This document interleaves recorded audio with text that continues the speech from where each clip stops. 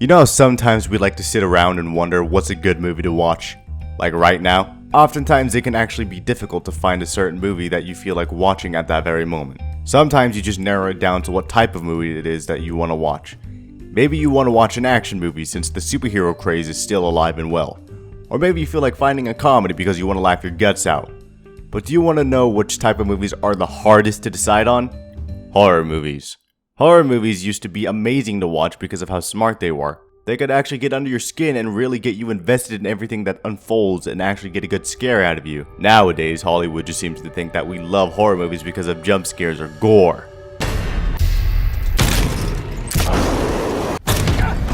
The thing is, horror is actually one of our favorite movie genres, but nowadays Hollywood just can't get them right anymore. With abominations like The Nun and Annabelle being the face of horror these days, it's no wonder why it's so hard to actually find a legitimately good horror movie to watch.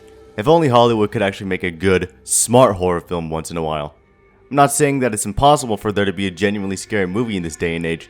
In fact, I can name many movies from this decade that were genuinely terrifying, well-crafted pieces of horror. But let's stop for a second. Let's go back about 12 years ago, to the year 2007. The year is 2007. Animated movies like Ratatouille and B-Movie steal audiences across America. Comedies like Superbad absolutely steal the young adult and teen demographic, and franchises like Pirates, Spider-Man, and Harry Potter are still going strong. Another big movie that came out in 2007 was Transformers, directed by Michael Bay. The first Transformers movie was a huge deal at the time because a whole lot of people wanted to see giant robots kick ass. So naturally, when it hit theaters, it gathered a large crowd. Now imagine you're there, or if you were actually there to see Transformers in 2007, try to remember being there and seeing this. What is this for? It's for Rob. Say something to him before he leaves. Rob's awesome. I'm gonna miss it. Rob, have fun in Japan. You owe me $11. Phone calls are pouring into the New York One newsroom as a thunderous, roaring sound. Do you see something from the roof? You should have left town a little bit earlier.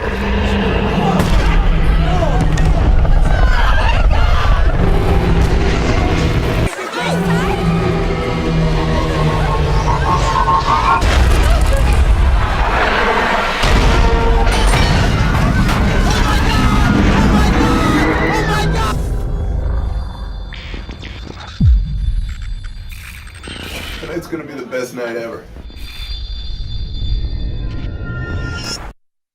This is how you make a trailer for a movie. Showing less is more. If you manage to show just a little bit of what your movie has to offer, and that little bit is interesting by leaving out what the movie is really about, you will have people hooked. The only thing that the marketing team behind the movie wanted you to know was that something has found us. That's it. They didn't have to show anything else. And so, the hype for this new movie began to build. The movie titled Cloverfield. J.J. Abrams, as most of you should know, is a talented man. He's responsible for some pretty good movies such as Super 8, the Star Trek remakes, and the Mission Impossible movies. So needless to say, he's a great film producer with a history of...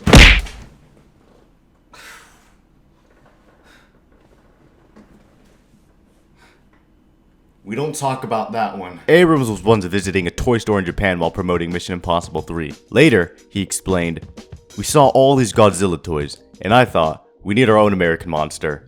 And not like King Kong. I love King Kong. King Kong is adorable, and Godzilla is a charming monster. We love Godzilla, but I wanted something that was just insane and intense." So pretty much, Abrams was interested in creating America's own original monster movie. The project was to be called Cloverfield, named after the exit Abrams took to his Santa Monica office. The name of the project would shift between Slusho or Cheese just to throw off the masses. Eventually, January 16th came and Cloverfield was released.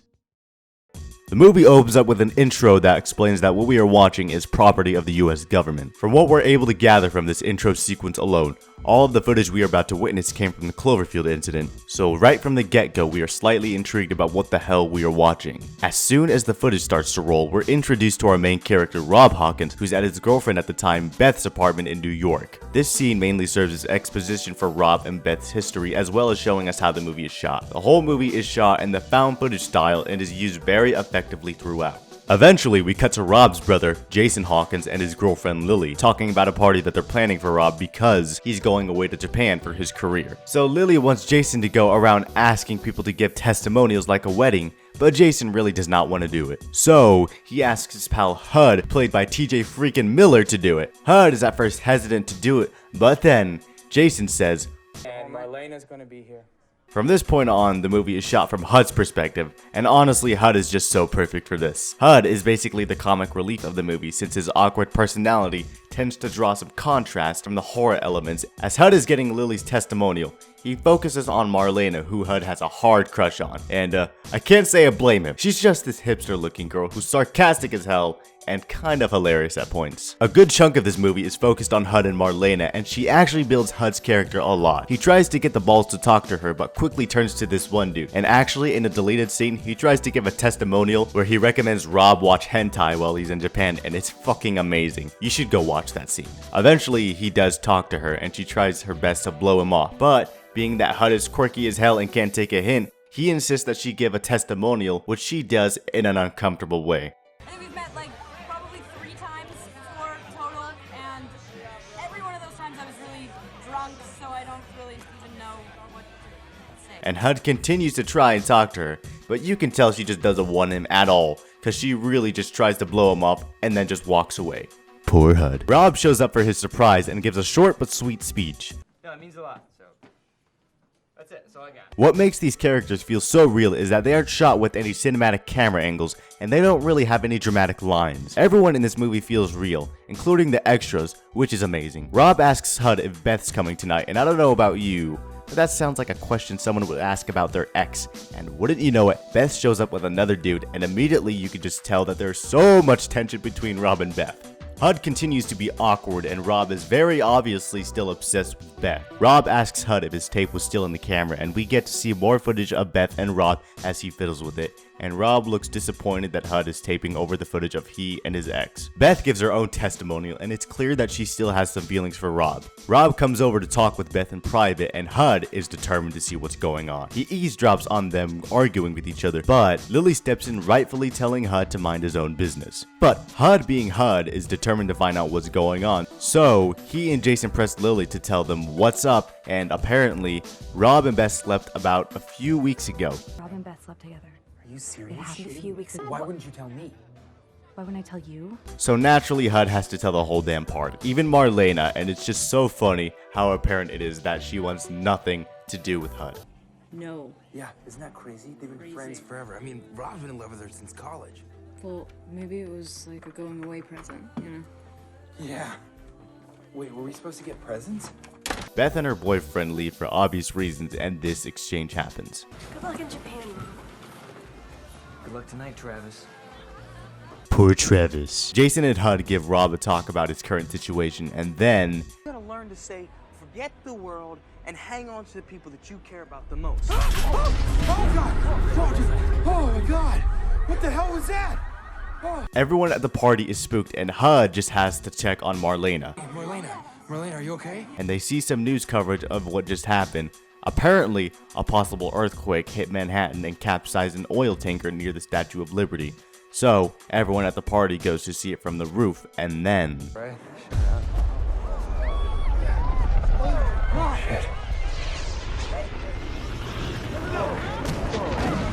Go! So, from here on out, everyone's either in a constant state of panic or trying to figure out what to do. The next thing that happens is the head of the Statue of Liberty being thrown across their street.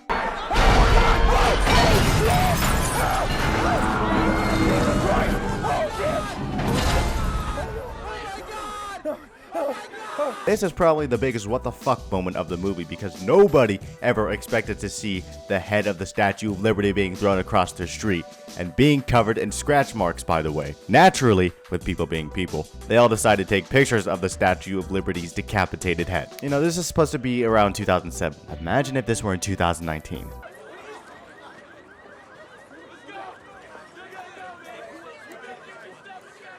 We eventually see something moving between buildings, and HUD captures it on camera, and then a building starts to collapse and everyone has to run to safety. Most of our main characters take shelter in a nearby convenience store, and HUD tells Rob and the others It's alive.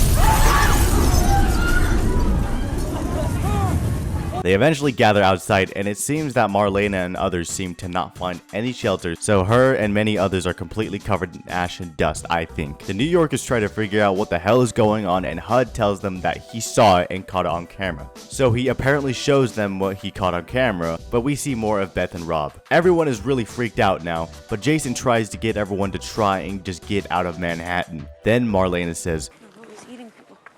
Who's eating everyone? everyone starts to walk and find a safe place, and we see a lot of the devastation that's been caused. Also, HUD is just not making things better between him and Marlena. Marlena, you saw it. What was that? Not now, Hud. Sorry.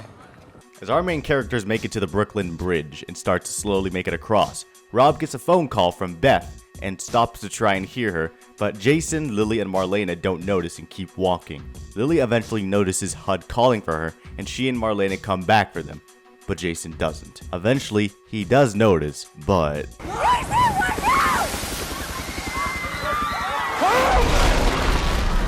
Poor Jason. The whole bridge collapses and the main survivors barely make it out alive but are shocked about what happened. Lily's a huge mess after witnessing her boyfriend die, and Rob is clearly shocked and hurt, but given that his ex-lover just recently called him and his phone died, he tries to go to a nearby electronics store for another phone, I think, and we get to see some horrifying coverage of what is causing all of this. Extraordinary live images here in the studio. For those of you just joining us, Lower Manhattan is in an absolute state of... That is our main monster of this movie, and not the only one, because we get to see some small parasites falling off of it eating people. Something falling off of it, doesn't it? Oh my god. Oh shit. Donna, can you hear us? Rob gets a voicemail from Beth, I think, and we can hear that she is stuck in her apartment and injured and probably going to die.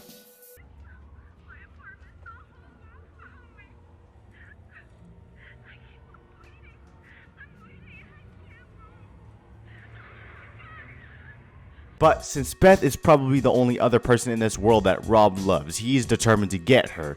So, Lily agrees to help, but HUD and Marlena still think that it's an insane idea. This whole dilemma is extremely interesting in many ways. First off, the characters that are most interested in saving Beth are Rob and Lily, both of whom have lost somebody extremely close to them. Both characters have someone to grieve over, but Rob has someone who he can save. Lily knows what it's like to lose the person which you love most in this world, and so she is quick to want to help Rob rescue Beth. But Marlena and HUD aren't in the same shoes as Lily and Rob. They're both single, wink wink, and Marlena had no real relationship to Jason, so she really doesn't feel much about saving Beth, and HUD is just super scared and wants to get out of the monster-infested city.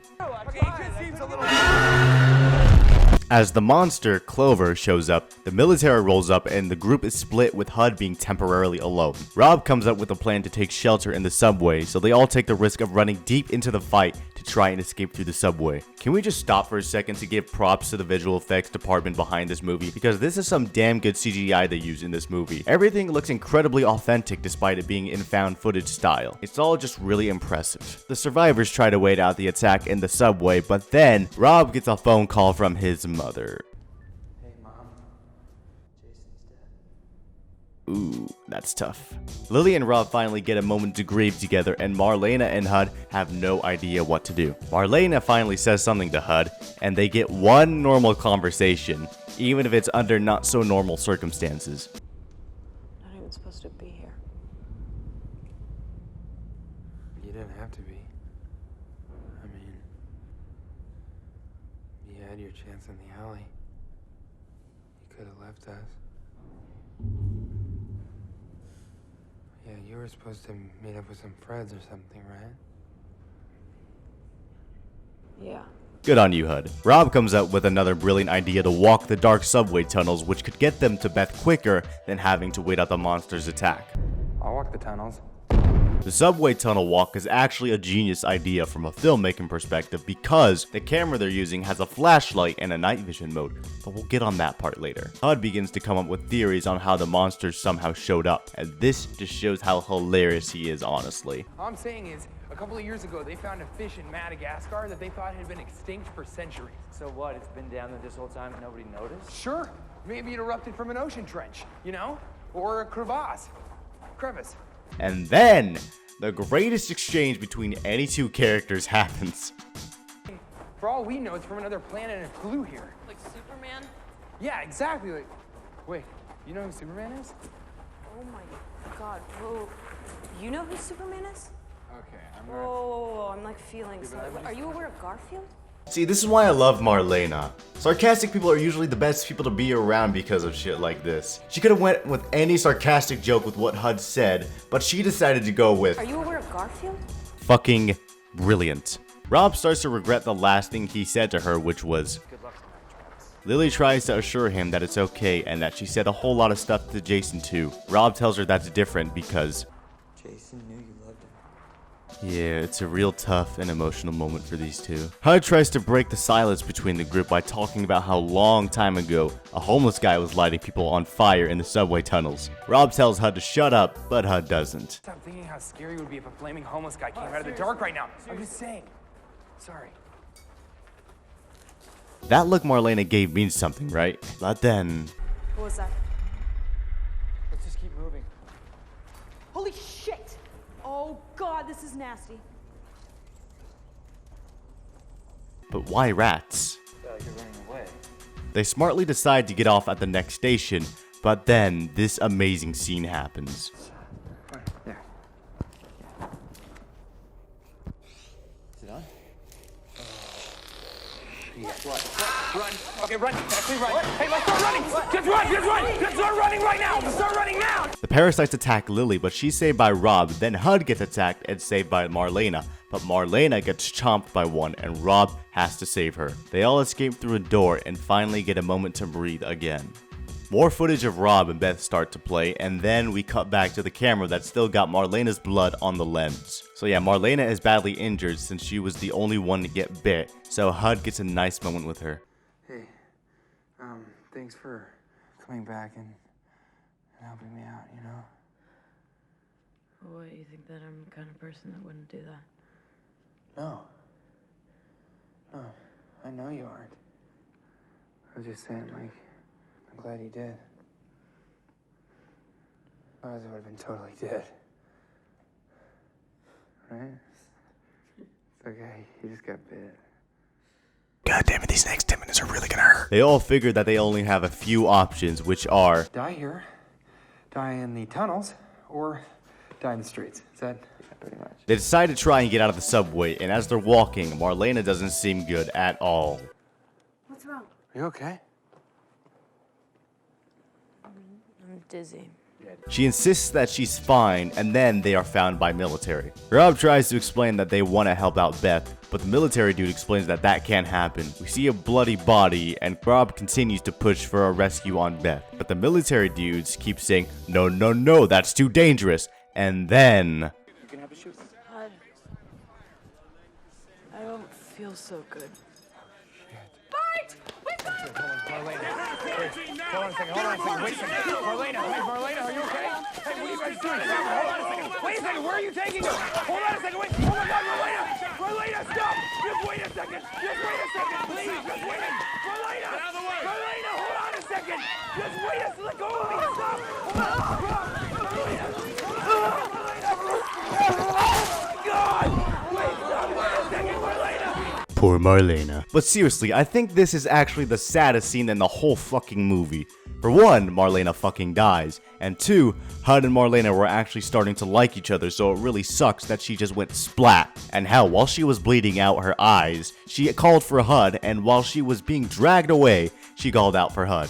So, this was a huge loss for HUD. The group is clearly freaked the fuck out by Marlena's sudden and quick death, so the military dude tries to calm them down and gives Rob and them instructions on how to get to Beth's apartment, but also warns them that the government is going to nuke the hell out of Manhattan if they can't kill the monster by 0600. So they go off to find Beth, and HUD is just so broken by what just happened. Her eyes started bleeding, and then they were screaming she was bitten, and then she wouldn't stop bleeding, and then...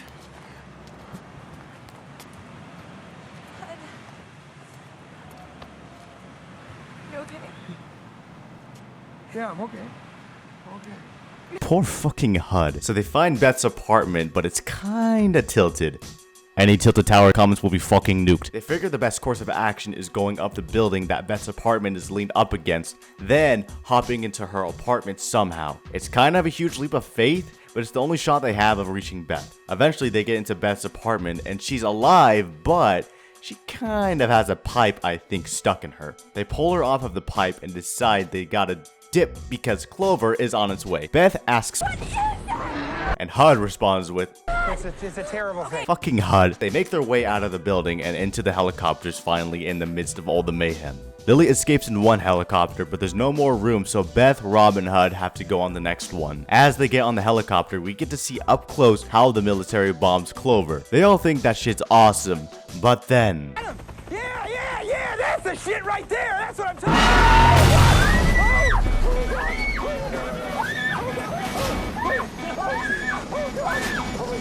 Please, God! Please, God! Please! Oh, please, God! Jesus!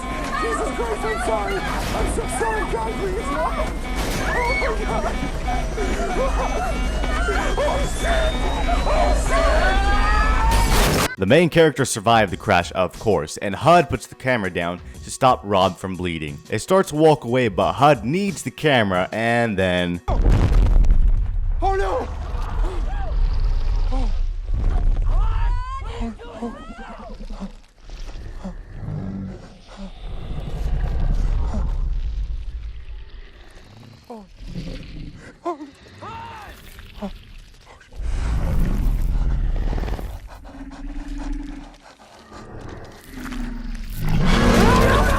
So yeah, HUD just dies an extremely horrible death. R.I.P. man. Rob and Beth take shelter under a bridge in a park and they realize that they aren't getting out of there alive. Rob takes the camera and gives his final words and Beth gives hers as well. But she is clearly scared as hell. Then the bombs start to drop and...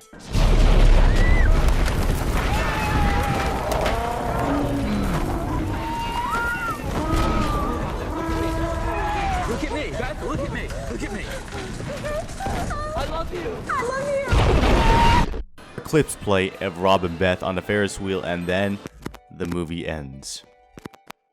So that was Cloverfield, and I think it is a fucking amazing horror movie because of the style that it's portrayed in. Before found footage horror movies started to become meta, there were films like the Blair Witch Project, that total fucking abomination known as the Cannibal Holocaust, and Cloverfield. After Paranormal Activity kicked off, many other movies tried the found footage horror style, but a lot of them were just clearly trying to cash in on the success of other successful movies like Cloverfield and Paranormal Activity. Most of them, like The Taking of Deborah Logan, fell short because people just started to become less interested in these types of movies. Then The Visit tried to do it, and honestly, just bizarre acting and premises is what kills this movie. But Cloverfield, to me, remains one of the best found footage horror flicks you could possibly watch. It's really an impressive movie, and you should give it a watch if you haven't already. Then again, I did just tell you everything about this movie, so that's up to you.